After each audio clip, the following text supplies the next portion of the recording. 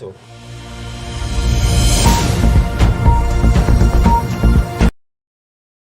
Hi everyone, my name is Avi Aster.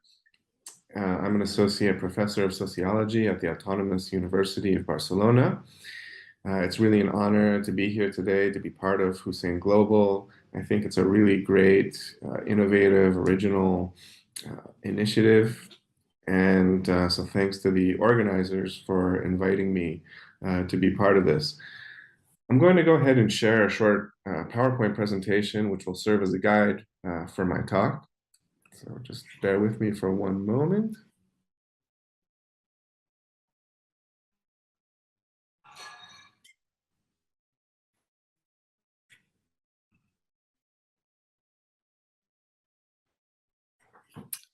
Okay, so today I'm going to be talking about mourning as a political parlance, and I'm really going to be focusing on the civic dimensions of public Shia lamentation rituals in the diaspora, as opposed to the religious symbolism of the rituals themselves. So this reflects my background, which I'm trained as a sociologist. I did my PhD at the University of Michigan. My broad areas of specialty are the sociology of culture and sociology of religion, or really the intersection between these two subfields within the discipline. I'm part of a research group called the Research Center for the Sociology of Religion, which is part of the sociology department at the Autonomous University of Barcelona.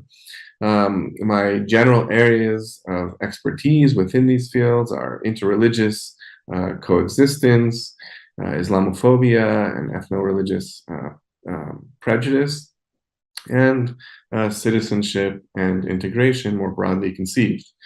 My research my empirical research has focused mainly on the Spanish context, and I published a book a few years back called Rebuilding Islam in Contemporary Spain for any of you who are interested in dynamics around Islam in contemporary Spain and how they've been influenced by the country's deep Islamic legacy. But today I'm going to be talking about a project that I'm currently directing. It's called the PRAISE Project. PRAISE is an acronym that stands for Performative Ritual and Authority Among Shia in Europe.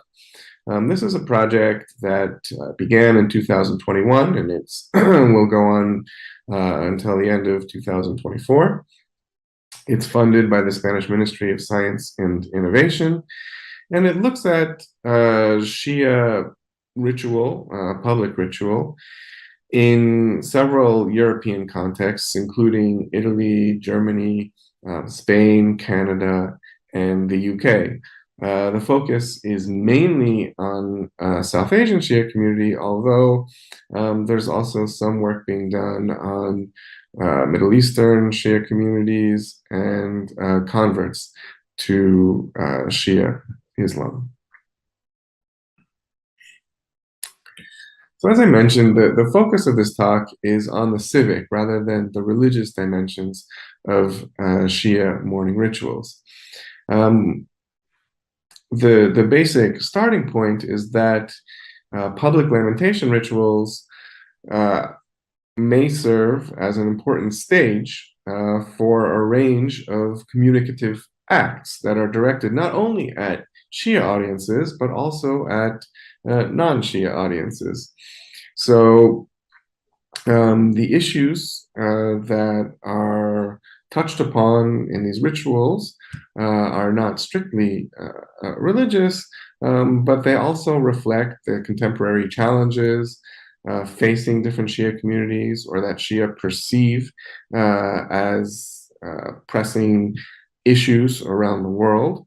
The way that different lamentation rituals unfold in practice reflects the political perspectives of different communities and community leaders, their social aspirations, anxieties, fears, etc. And so this isn't specific, to Shia communities. In all religious communities, we often see that religious rituals are adapted in light of context-specific challenges and transformations that are taking place.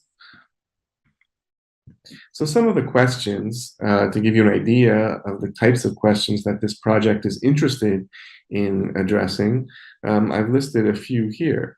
So what publics do Shia have in mind when engaging in public mourning rituals? How do the expectations of these publics influence ritual performance? And when I talk about publics, as I mentioned, I have in mind not only other Shia, but also local residents, perhaps political elites, perhaps there's a transnational audience for rituals that are filmed using cell phones or iPads and projected to distant settings. So who are these audiences, and what influence do they have actually on how these rituals are performed? The second question is, how do Shia worldviews and rituals relate to different forms of civic activism, such as claiming rights or recognition, or demonstrating the fulfillment of civic duties? So a lot of what Shia lamentation rituals commemorate are issues having to do with social justice. And it's often, they can become a frame for addressing contemporary issues of social justice or other kinds of political issues that are currently facing different communities. How do civic and political aspirations influence how mourning rituals unfold in different contexts? So in some contexts, Shia communities might want to become more visible or achieve a greater deal of recognition. So how do such aspirations influence how these rituals are organized in different contexts? Fourthly, to what extent do differences in longevity, social status, and spatial location shape how rituals are staged? So what I'm going to talk about a little bit today are how things like the historical development of a given community, the social status of its members, and its spatial location, whether it's located in the center of a given city or in a peripheral neighborhood, how that influences how public lamentation rituals are staged. In what ways have Shia collectivities incorporated the symbols, rhetoric, and objectives of new social movements centered around issues of social justice or identity politics? This is, I think, one of the most interesting lines of research currently being undertaken by certain members of our team. So, for instance, how do new movements like Black Lives Matter, how are the symbols, the rhetorics, the objectives of these movements, to what extent have they found their way into different forms of Shia organization, mobilization, and activism? And finally, how have grassroots groups mobilized around mourning rituals, like, for instance, Matami Sangats, influence structures of authority within Shia Islam? To what extent are new emergent leaders of these groups, to what extent do they do they exist in harmony with local clerics, or to what extent have they entered into tension, and what are those dynamics in different contexts? So part of what's interesting about and what got me interested initially in the project is the publicness of Shia lamentation rituals. The public visibility of a julus, of marching through open streets, forces communities really to negotiate a series of rituals, a series of issues related to ritual performance and adaptation. For instance, there are questions about what role politics should play in the organization and enactment of public mourning rituals. Should these rituals be used as a platform for addressing hot button issues, whether they're local issues related to discrimination and prejudice that Shia communities might be facing in a particular local context, the pitfalls of certain anti-terrorism measures, or transnational issues, international issues like terror attacks against Shia in Pakistan or other countries that are part of, that are outside the diaspora, that are part of the homeland, or the situation, for instance, in Palestine. Should that be an issue that Shia address during their lamentation processions or not? These are all questions that can potentially divide communities if members have different perspectives on them. Matam is an aspect of public rituals which has also generated some controversy or some dissension within communities regarding whether or how it should be performed.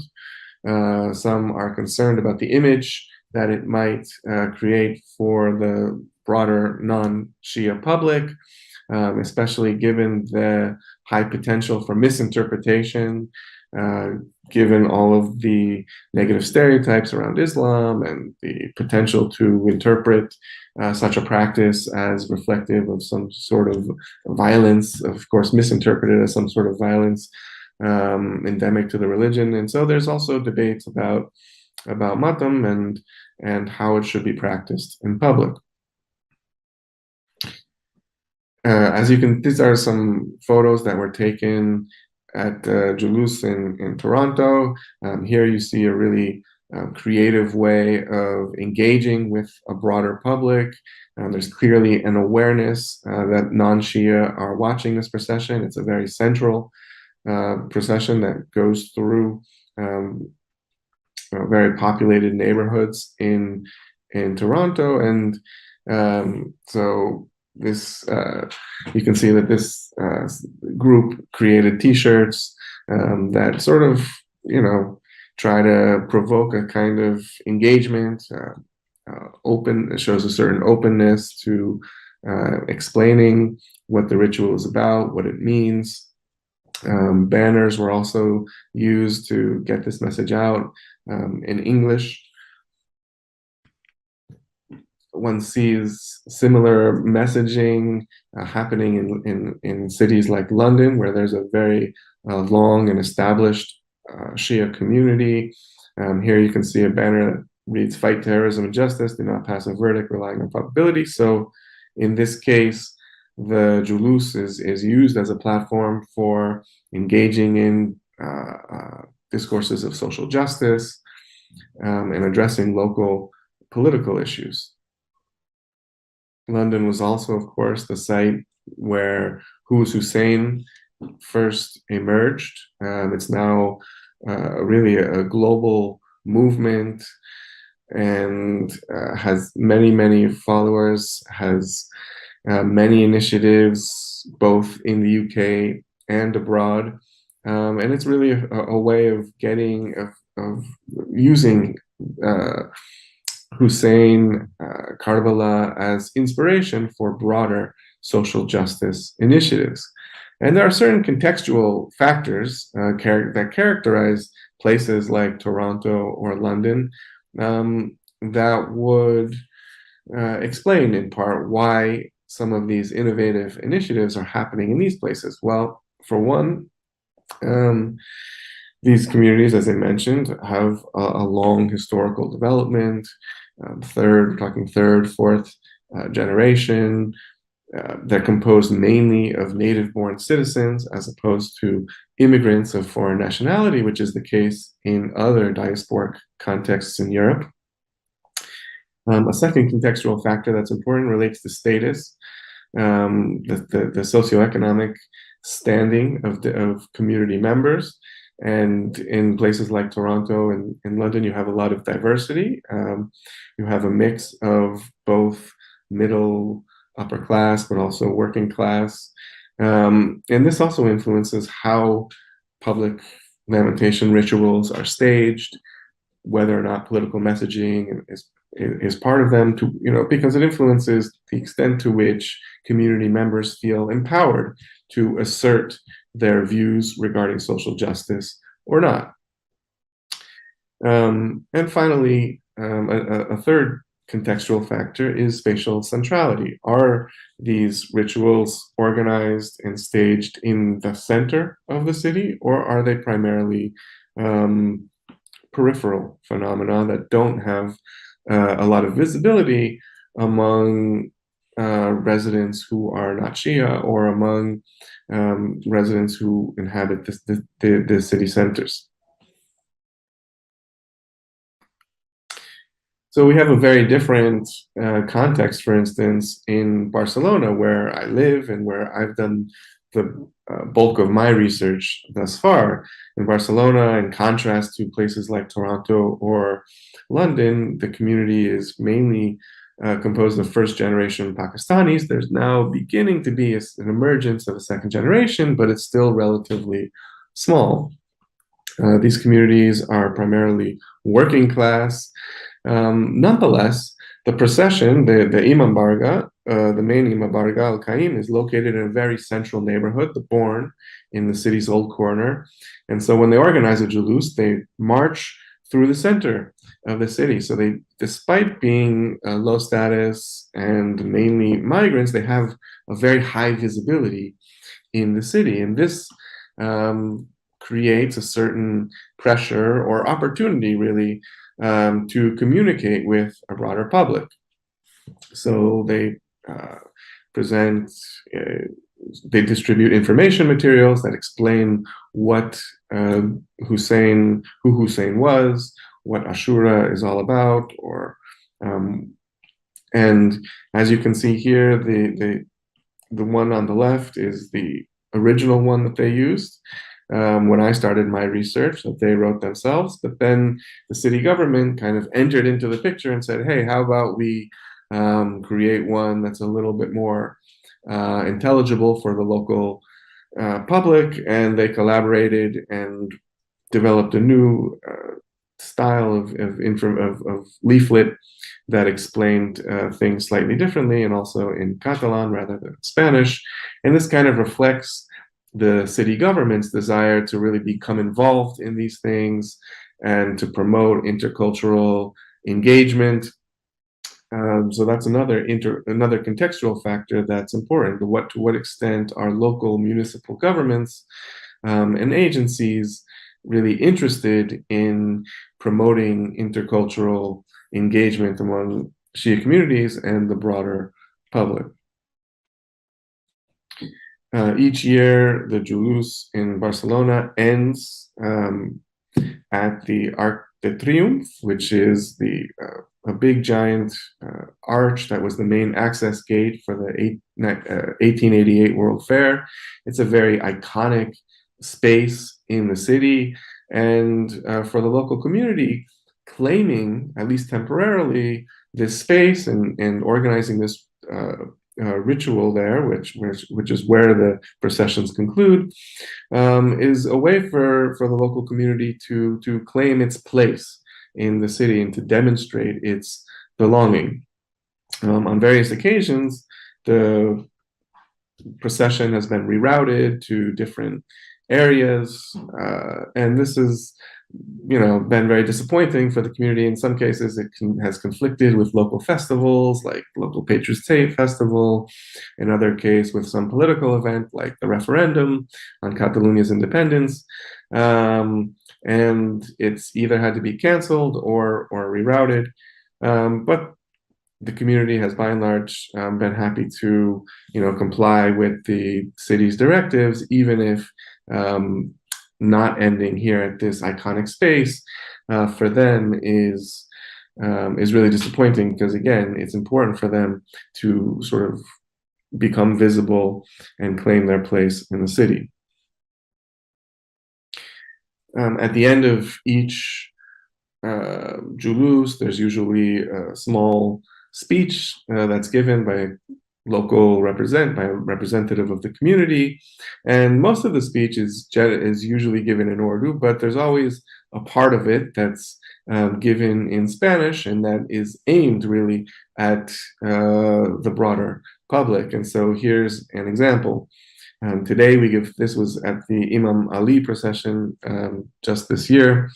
Today we give thanks to Barcelona City Council and to all the residents who live in this plaza and to all the people who have accompanied us during our route through the neighborhood. We belong to the barrio. We are peaceful. This country is our country. We love Spain very much. We love Catalonia very much. We belong here and we belong to the barrio. So here it's really clear how the Julus is being used as a platform for becoming visible, for demonstrating belonging, and the desire really to be part of the Spanish and Catalan people and to integrate into society. I recently returned from a short visit to Birmingham, where I went to several of the events taking place during Muharram and to a Julus organized by this Hussainia in a neighborhood, a peripheral neighborhood called Small Heath. Birmingham is one of the UK's main cities, just like Barcelona in Spain. But the community there is much more developed than Barcelona's Shia community. Most members are full-fledged citizens. English is the predominant language rather than Urdu or Punjabi, even though most members are of Punjabi descent. However, unlike the community in Barcelona, the Hussainia is located in a very peripheral neighborhood of Birmingham called Small Heath. The community members, like Barcelona, are also of low socioeconomic status in general, although there's more diversity. I would say in Birmingham, some of the members are more well off than, say, in Barcelona. But because of its spatial, I guess, because it's located in the periphery and there's very little visibility to, it's also a neighborhood that's very ethnically segregated. It's primarily South Asian with some other minorities, but there's due to its location, there's very little visibility. And so as a result, the civic dimensions are quite muted, even more so, I would argue, than in Barcelona, despite the fact that in Barcelona, the community is much newer and generally less proficient in the local language and generally less integrated in the society. So there are some, aside from understanding how these questions of longevity, status, and spatial location shape how mourning rituals unfold, we're also interested in mourning rituals as sites of intra-faith engagement. Okay, so how they shape different relations within Islam, both among Shia and between Shia and Sunni. One thing that's clear for those who have observed or engaged in these festivals is that Sunni often participate, pay their respects, and in most cases, their presence is quite welcome. And so so lamentation rituals can be important sites for the cultivation of bridging capital that helps to build solidarity across sectarian divides. Of course, there might also be instances where these sectarian divides can lead to these rituals to become sites of tension or conflict. When I was in Birmingham, for instance, they were very clear that they felt that a local Sunni mosque had bullied some of their participants, and there was this strong effort to kind of draw symbolic boundaries between the local Shia and the local Sunni, and this dichotomy, which has become so prevalent in so many contexts, this dichotomy between good Muslims and bad Muslims, they were clearly trying to position themselves as the good Muslims. And this is something that a dynamic that we see in many contexts. I would argue that it's rather counterproductive. For one, it essentializes Sunni Muslims and kind of lumps them all into the same basket. But it also foments negative stereotypes of Muslims in general. But intersectarian divides really play out differently in different contexts, and you really need to understand the dynamics of these divides for comprehending different patterns of intra-Muslim relations. An additional issue that we're interested in with this project are the dynamics that result from simultaneity. Of course, the julus is in a way being performed in front of the local residents who are passersby, who are observing in person. But many of the participants have cell phones, have iPads, as I mentioned earlier.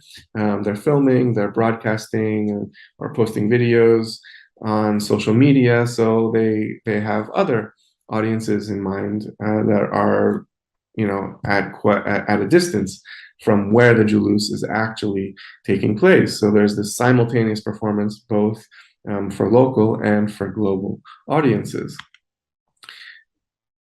In Barcelona, lots of videos are posted, but this is the same on Facebook and Instagram. But these are dynamics that we can also find elsewhere. In some cases, the styles and logics of religious performativity that target local audiences or civic performativity may conflict or clash with the logics that are targeting co-religionists abroad. So, for instance, if you are, there's sometimes people feel pressure to tone down or edit their rituals in accordance with the demands of, I don't know, the local government or local residents, if they're worried that they might get the wrong impression or come to some sort of misinterpretation.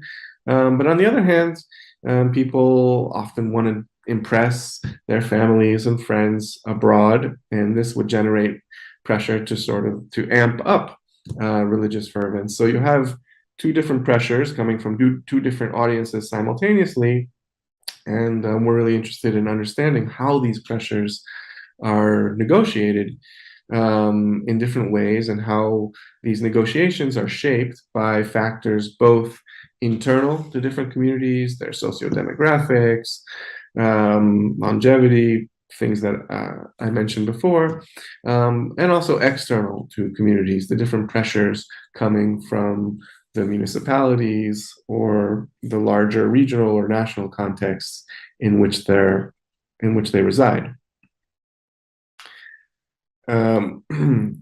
Some of the there's obviously some members of the community play a more important role than others in shaping how mourning rituals are performed or enacted in different contexts.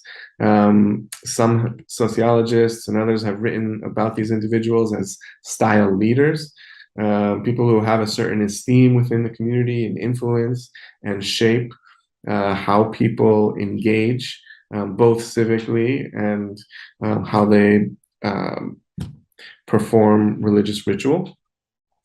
And we're interested in how the inclinations of these different different leaders, whether they are a local sheikh or maybe a salar, the leader of a Matami Sangit, how they're shaped by things like the migration trajectories of the individuals, their socio-structural location, or their own personal experiences, perspectives, and networks and connections with other Shia around the globe.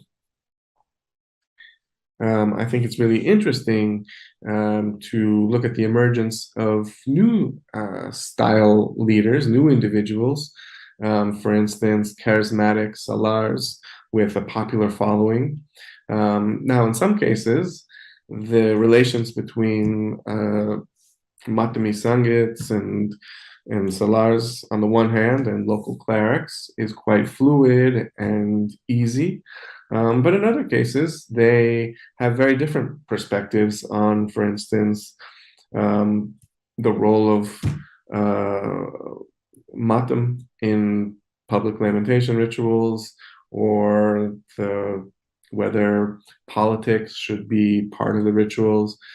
So these two different style leaders with very different sources of legitimacy, different types of training, of expertise, can sometimes enter into symbolic struggle. And in these instances, the performance of ritual acts may disrupt dominant structures of authority and power. So I just, this kind of gives you an idea about some of the main lines of research that we're engaging in with this project that I'm directing. But I'd be really, so what I'm really trying to do here is just start a conversation about some of these issues. And there's really a lot more research done on Sunni Islam than Shia Islam in Europe and elsewhere, really around the globe. And so part of what we're trying to do is create a little bit more balance. And there's a lot of avenues for research, issues to be studied that have received inadequate attention. And this is really, a first step toward that direction. So anyway, thank you so much for your time, and enjoy the rest of the program.